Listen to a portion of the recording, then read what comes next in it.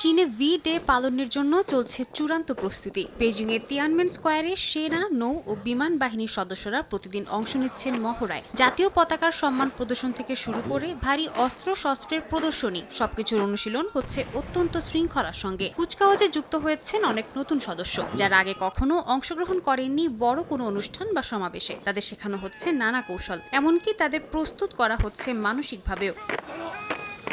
মাত্র কয়েকশো মিটারের এই পদচারণায় সৈন্যদের মুখোমুখি হতে হবে নানা জটিলতার। পরিবর্তন করতে হবে 4 ধরনের পদচারণা, কখনো দ্রুতগতি আবার কখনো ধীর গতি। সকল অবস্থাতেই বজায় রাখতে হবে ভারসাম্য। তবে এই দলের পদচারণায় থাকবে না কোনো বাদ্যযন্ত্র, পা মেলাতে হবে কামানের গর্জনে, যা তাদের দাঁড় করাবে সবচেয়ে কঠিন পরিস্থিতিতে।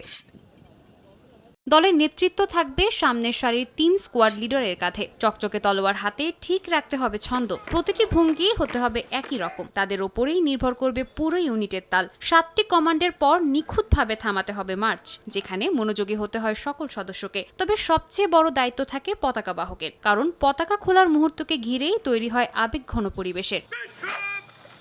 তীব্র রোদে ঘন্টার পর ঘন্টা দাঁড়িয়ে জুতার কোণ থেকে শুরু করে নিঃশ্বাসের শব্দ সবই অনুশীলনের মাধ্যমে ঠিক করে নিচ্ছেন সেনারা। প্রত্যাশা কেবল একটি মুহূর্তকে সুন্দরভাবে তুলে ধরা। আগামী 3 সেপ্টেম্বর দ্বিতীয় বিশ্বযুদ্ধে জাপানের বিরুদ্ধে বিজয়ের 80 বছর পূর্তি উদযাপন করবে চীন।